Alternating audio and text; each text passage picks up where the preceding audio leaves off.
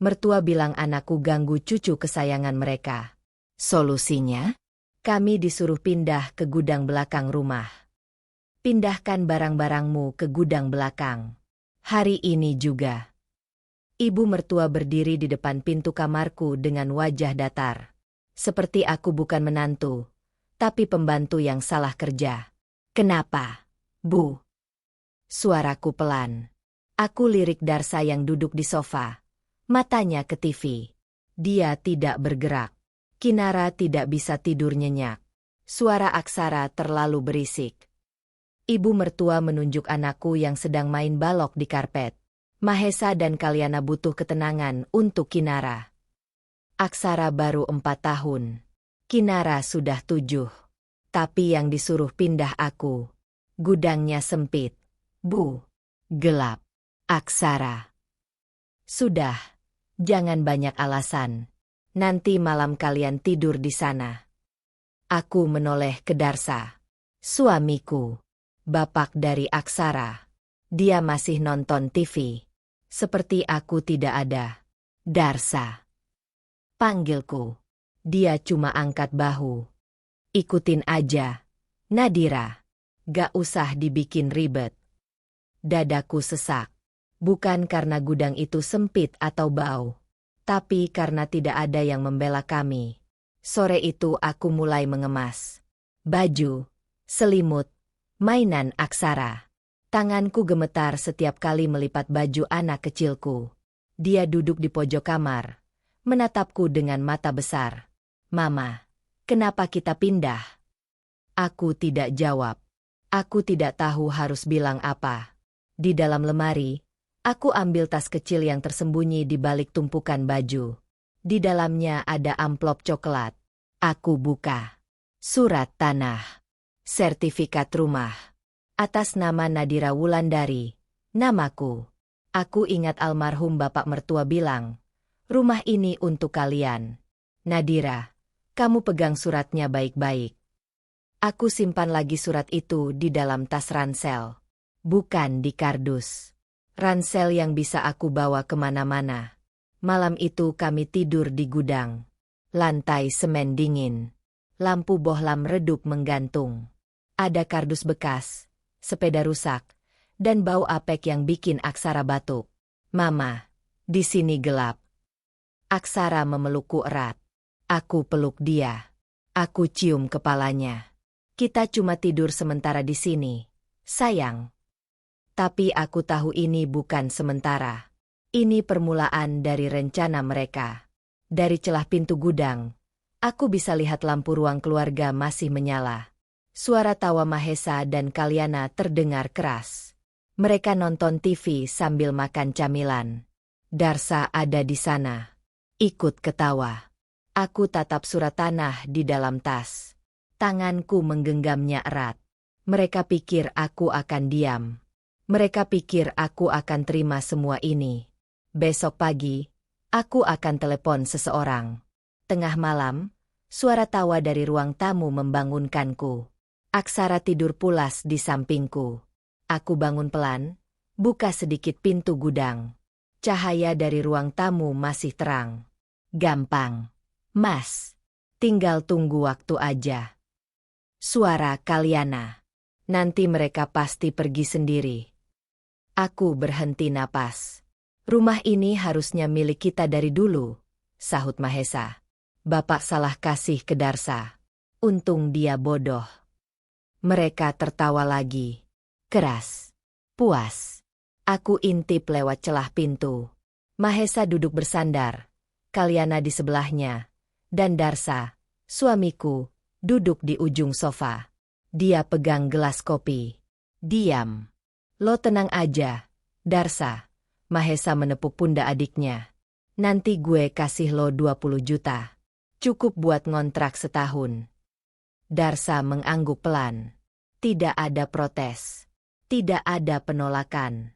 Dia menjual kami. Menjual anaknya sendiri. Untuk 20 juta. Aku mundur dari pintu. Jantungku berdetak terlalu cepat. Aku tutup mulut biar tidak terdengar napas beratku. 6 tahun aku percaya dia. 6 tahun aku pikir kami satu tim. Ternyata aku sendiri dari awal. Aku ambil ponsel dari dalam tas. Tanganku gemetar tapi aku ketik cepat. Nama Pak Gading, pengacara keluarga almarhum bapak mertua, masih tersimpan di kontakku sejak pemakaman 2 tahun lalu.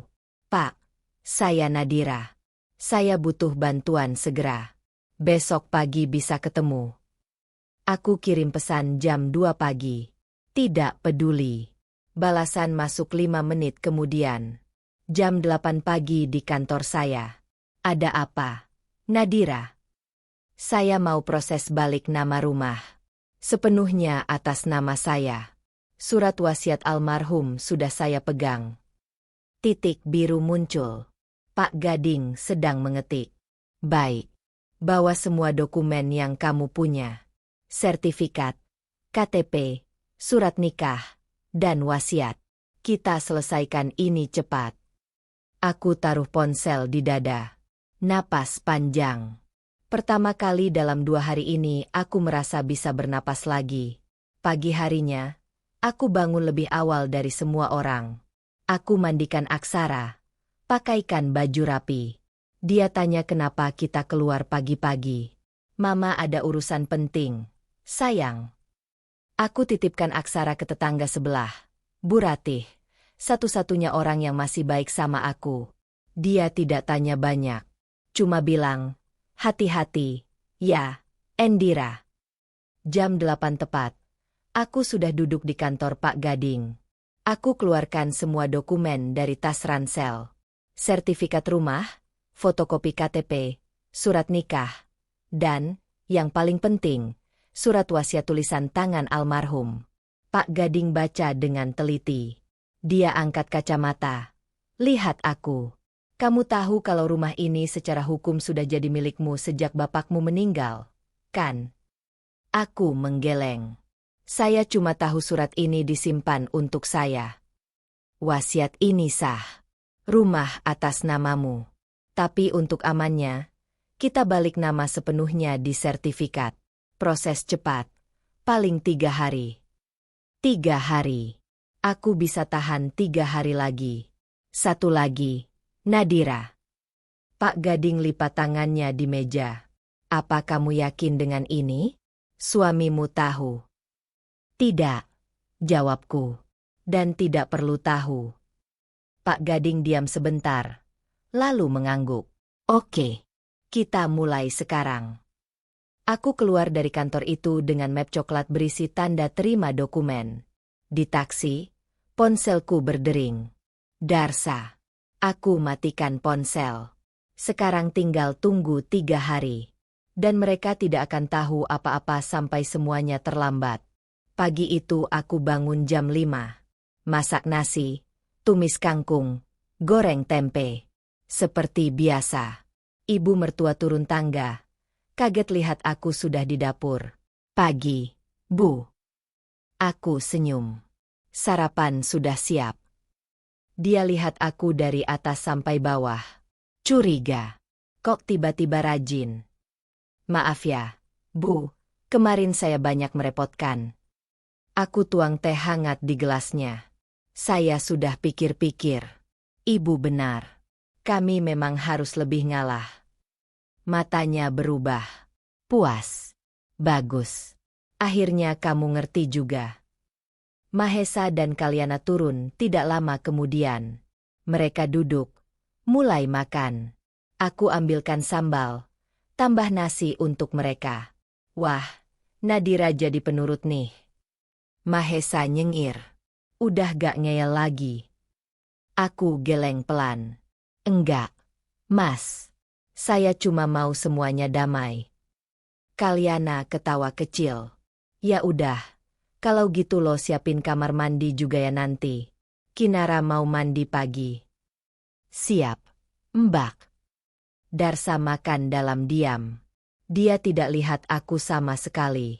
Setelah mereka semua selesai, aku bersihkan meja, cuci piring, sapu lantai. Seperti tidak ada yang terjadi. Seperti aku tidak dengar percakapan mereka tadi malam. Siang itu, aku ke ATM. Aku ambil semua tabungan yang tersisa, hasil kerja sampingan jualanku selama setahun terakhir. 8 juta. Aku langsung ke kantor bank. Bagian kredit. Selamat siang, Bu. Saya mau bayar tunggakan cicilan rumah atas nama suami saya, Darsa Erlangga. Petugasnya cek sistem. Wah, sudah 3 bulan menunggak, Bu. Total Rp7.650.000 dengan denda. Aku keluarkan uang cash. Hitung di meja. Ini cukup. Dia hitung ulang. Cukup, Bu. Kami proses sekarang ya. 10 menit kemudian, aku pegang bukti pembayaran. Lunas. Rumah aman dari sita. Aku lipat kertas itu, simpan di dalam dompet. Di sampingnya ada bukti transfer dokumen dari Pak Gading pagi tadi. Proses balik nama sudah jalan. Aku keluar bank dengan tangan kosong. Tabunganku habis. Tapi rumah selamat. Sore harinya, aku masak lagi. Soto ayam. Kesukaan ibu mertua. Wah, enak banget nih. Ibu mertua makan sambil senyum lebar. Nadira, kamu emang paling bisa masak soto. Makasih, Bu. Mahesa sendawa keras. Gue jadi enak tinggal di sini. Gratis makan enak tiap hari. Kalyana ketawa. Iya, lumayan banget. Aku duduk di ujung meja. Makan sedikit. Lihat mereka semua tertawa. Santai, merasa menang. Darsa duduk di sebelah Mahesa. Dia lirik aku sekilas. Lalu alihkan pandangan. Malam itu, aku kembali ke gudang. Aksara sudah tidur duluan. Aku duduk di pinggir kasur tipis. Buka ponsel. Ada pesan dari Pak Gading. Nadira, proses berjalan lancar. Besok sore semua dokumen selesai. Kamu bisa ambil Jumat pagi. Jumat. 2 hari lagi. Aku balas. Terima kasih, Pak. Aku tutup ponsel. Tatap langit-langit gudang yang retak. Mereka pikir aku menyerah. Mereka pikir aku sudah patah. Tapi aku cuma sedang hitung mundur. Dan waktu mereka hampir habis. Jumat pagi, ponselku berdering jam 7. Pak Gading.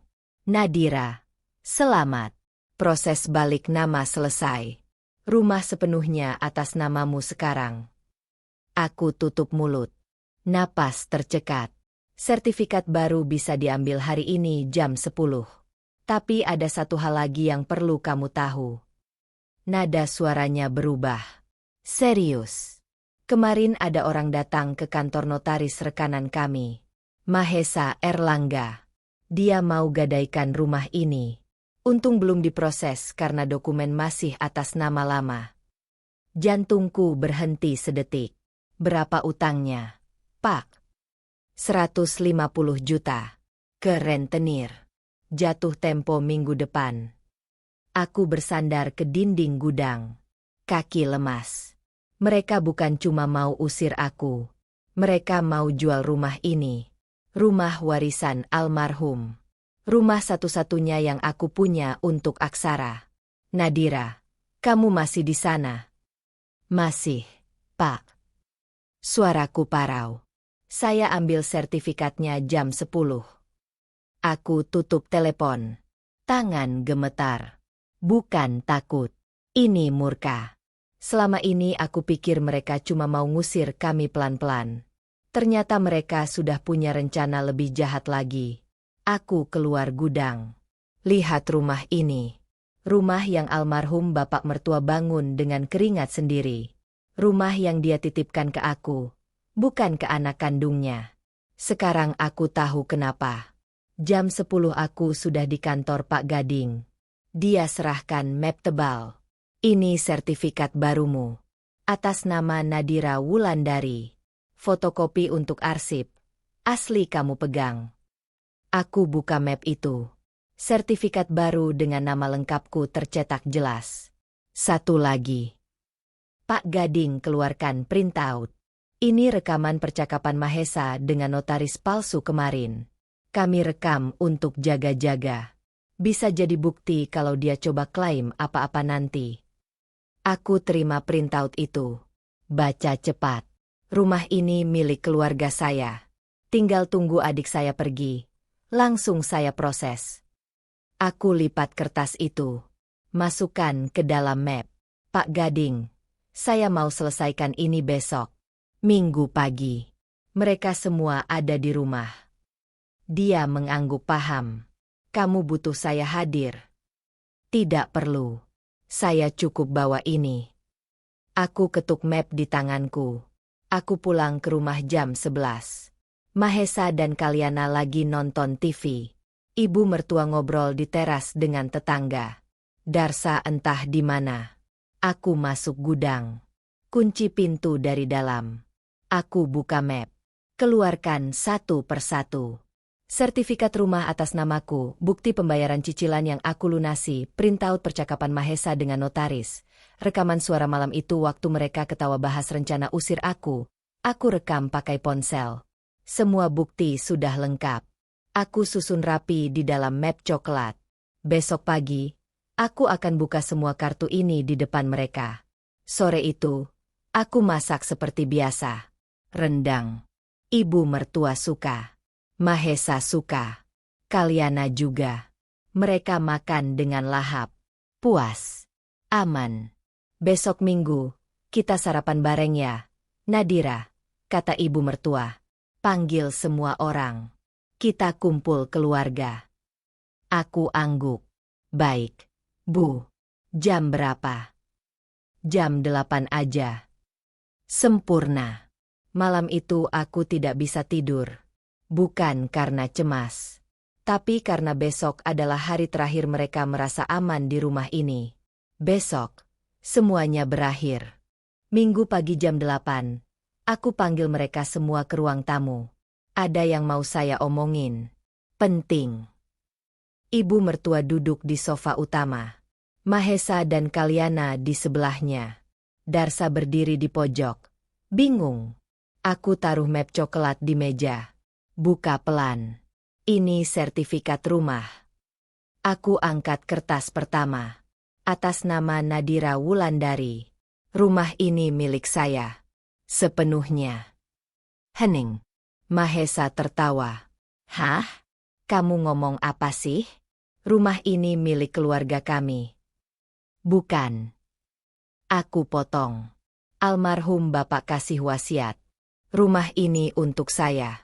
Sudah sah secara hukum. Aku keluarkan kertas kedua. Ini bukti pembayaran cicilan 3 bulan yang menunggak. Saya yang bayar. Bukan Darsa. Bukan kalian. Wajah Mahesa berubah. Pucat. Terus ini. Aku keluarkan printout. Percakapan Mas Mahesa dengan notaris. Mau gadaikan rumah ini buat bayar utang 150 juta ke rentenir. Ibu mertua berdiri. Apa? Mahesa menggeleng cepat. Enggak, Bu. Itu bohong. Dia ngarang. Ini rekaman asli, Mas. Aku letakkan ponsel di meja. Putar audio. Suara Mahesa terdengar jelas. Rumah ini milik keluarga saya. Tinggal tunggu adik saya pergi. Langsung saya proses. Kalyana menutup mulut. Ibu mertua menatap Mahesa dengan mata terbelalak. Mahesa, kamu berani. Suara ibu mertua gemetar. Bu, dengerin dulu. Diam. Ibu mertua berteriak. Kamu mau jual rumah almarhum bapakmu? Mahesa tidak bisa jawab. Aku keluarkan kertas terakhir. Dan ini, rekaman malam itu. Waktu kalian ketawa, ngomongin rencana ngusir saya dan Aksara. Waktu Mas Mahesa janji kasih Darsa 20 juta biar dia diam. Aku putar rekaman kedua. Suara mereka tertawa. Suara Mahesa. Untung dia bodoh. Darsa membeku. Wajahnya putih. Aku matikan audio. Tatap mereka satu persatu. Jadi sekarang saya yang umumkan. Suaraku datar. Tenang. Kalian punya 3 hari. Keluar dari rumah ini. Semua. Ibu mertua melotot. Kamu, anak durhaka. Kami keluarga Darsa. Kamu enggak bisa usir kami. Bisa, Bu. Ini rumah saya. Bukan rumah keluarga Darsa lagi. Kalyana menangis histeris. Enggak mungkin. Kita enggak punya tempat tinggal. Harusnya mikir sebelum berencana usir saya ke gudang. Mahesa berdiri. Mau maju. Aku mundur selangkah. Angkat ponsel. Kalau Mas Mahesa coba apa-apa, saya langsung telepon polisi. Utang ke rentenir itu ilegal. Mas, mau saya laporkan. Dia berhenti. Tangannya mengepal, tapi tidak bergerak. Lalu Darsa melangkah maju. Perlahan. Dia berlutut di depanku. Nadira, maafin aku. Aku salah. Aku nggak mikir. Kamu nggak mikir. Aku lihat dia. Mata ke mata. Atau kamu emang enggak peduli? Aku peduli. Aku bingung. Mahesa kakak aku. Kamu istri aku. Dan kamu pilih dia. Aku potong lagi. Kamu pilih 20 juta. Kamu pilih diam waktu anak kita disuruh tidur di gudang. Air matanya jatuh. Maafin aku. Please. Aku janji enggak akan. Sudah terlambat. Darsa. Aku ambil map dari meja. Peluk erat. 3 hari. Minggu depan. Kalian semua harus sudah pergi. Kalau enggak, saya yang panggil satpam. Aku berbalik. Jalan ke gudang. Tidak ada yang berani menghentikanku. Di belakang, suara ibu mertua menangis. Kalyana teriak-teriak. Mahesa memaki keras. Tapi aku tidak peduli lagi. Aku sudah selesai dengan mereka semua. Rabu pagi, truk pick-up berhenti di depan rumah. Mahesa dan Kalyana mulai angkat barang. Kardus, koper, kasur lipat. Ibu mertua duduk di teras. Diam saja. Darsa berdiri di pintu. Dia lihat aku sekali. Aku alihkan pandangan. Aksara main di taman depan. Tiba-tiba Kinara datang menghampiri. Pegang tangan Aksara. Aksara, aku nggak mau pindah. Suara Kinara pelan. Matanya merah. Aku berhenti. Kenapa? Tanya Aksara polos. Aku nggak punya teman di rumah baru. Mama papa sibuk terus. Aku cuma main sama kamu. Aksara peluk Kinara. Jangan sedih. Nanti kita main lagi. Kinara menggeleng. Air matanya jatuh. Enggak bisa. Rumah baru jauh. Mama bilang aku nggak boleh kesini lagi. Kalyana keluar. Tarik tangan Kinara kasar. Kinara, masuk mobil sekarang. Enggak mau. Aku mau tinggal sama Aksara. Kinara teriak. Nangis keras. Kalyana berhenti. Bingung.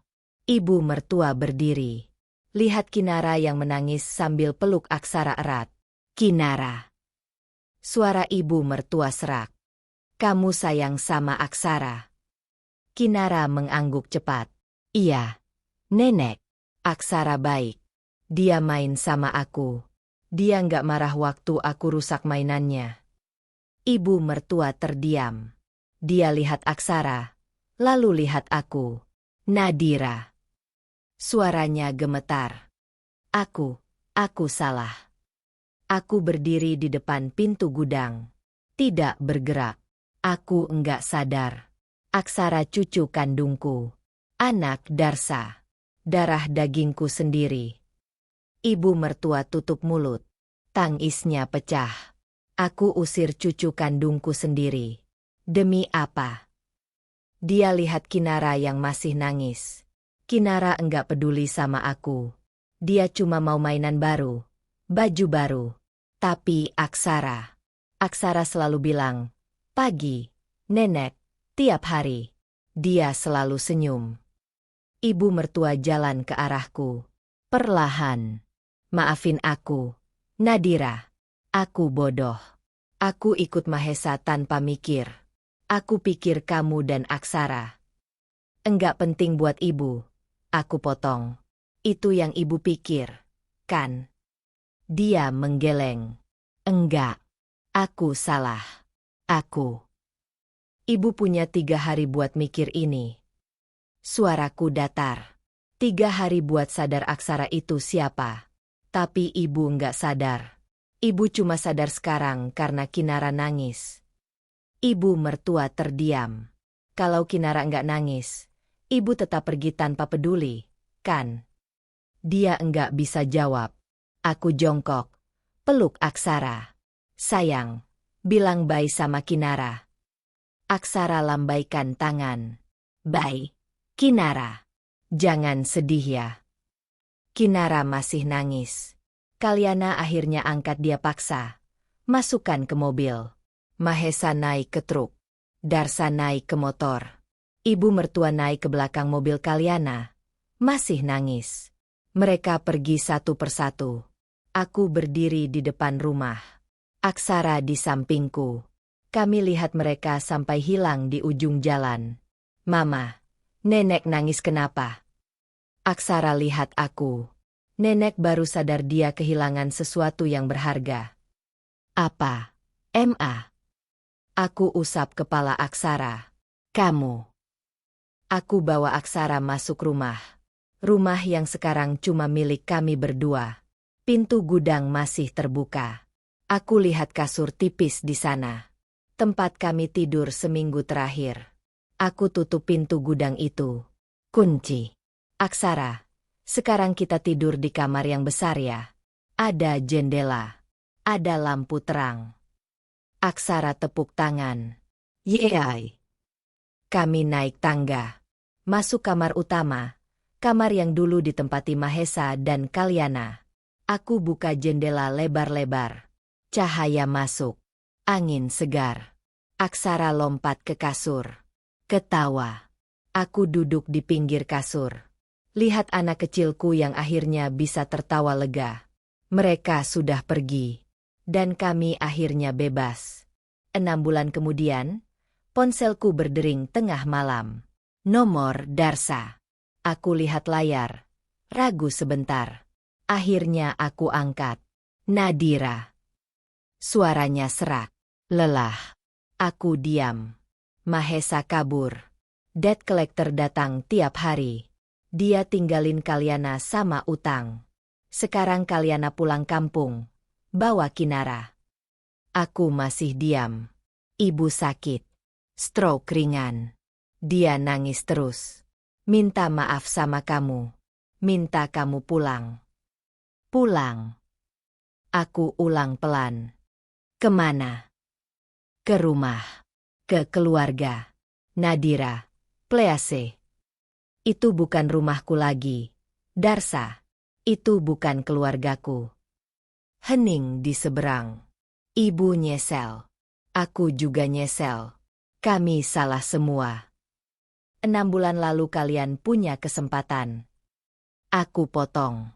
Kalian pilih diam. Kalian pilih uang. Kalian pilih usir kami. Aku tahu. Makanya aku minta maaf sekarang. Sekarang sudah enggak ada gunanya. Aku tutup telepon. Tidak ada gemetar. Tidak ada ragu. Tidak ada sesak di dada. Aku sudah selesai dengan mereka. Pagi harinya, Darsa kirim pesan panjang. Aku baca sambil buat sarapan untuk Aksara. Nadira, aku mohon.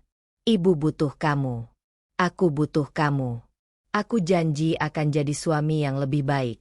Aku enggak akan diam lagi. Please, kasih aku kesempatan kedua. Aku scroll ke bawah. Masih ada lagi. Mahesa kabur entah kemana. Aku enggak tahu dia hidup apa enggak. Kalyana enggak mau ngangkat telepon. Ibu cuma punya aku sekarang. Dan aku enggak kuat sendiri. Aku buka galeri. Pilih foto kemarin sore. Aksara duduk di meja belajar barunya. Di kamarnya yang luas, cat dinding biru muda, jendela besar, tirai putih. Dia lagi gambar. Senyum lebar, crayon warna-warni di tangannya. Aku kirim foto itu ke Darsa. Tidak ada caption. Cuma foto. Beberapa menit kemudian, dia balas. Dia kelihatan bahagia. Aku ketik cepat. Iya. Karena sekarang dia punya rumah yang beneran jadi rumah. Bukan tempat dia dibuang. Kim. Lalu aku ketik lagi. Darsa. Aku nggak bahagia karena kalian menderita. Aku bahagia karena akhirnya Aksara punya kehidupan yang layak. Dan itu cukup buatku. Tolong jaga ibu. Tapi aku nggak akan balik. Chapter itu udah selesai. Aku blokir nomornya. Selesai. Aksara turun tangga. Rambut masih acak-acakan. Mama, sarapan apa? Roti bakar keju. Kesukaan kamu. Dia duduk di meja makan. Meja yang dulu penuh orang. Sekarang cuma kami berdua. Mama, nanti aku boleh ajak teman main ke sini enggak? Boleh. Kapan? Besok. Namanya Anya. Dia baik. MA. Aku senyum. Oke. Mama siapin kue buat kalian. Aksara makan sambil cerita tentang temannya. Tentang sekolah barunya. Tentang gurunya yang suka bercanda. Aku dengar sambil cuci piring. Lihat rumah ini lewat jendela dapur. Rumah yang dulu terasa seperti penjara. Sekarang terasa seperti rumah. Sore itu, aku ket ulang pintu gudang. Warna putih bersih. Aksara bantu pegang kuas kecil. Mama, gudangnya mau dijadiin apa? Ruang main buat kamu. Mau enggak? Matanya berbinar. Mau banget. Kami ket bareng. Tertawa waktu ket kena baju. Kotor tapi bahagia. Malam itu, aku tidur nyenyak. Pertama kali dalam 6 bulan terakhir. Aku enggak mimpi buruk. Aku mimpi Aksara besar. Sekolah. Kuliah. Punya kehidupan yang baik. Dan aku ada di sampingnya. Selalu. Karena akhirnya kami punya rumah. Rumah yang cuma milik kami. Rumah yang enggak ada orang lain berhak ambil. Rumah tempat kami enggak perlu takut diusir lagi.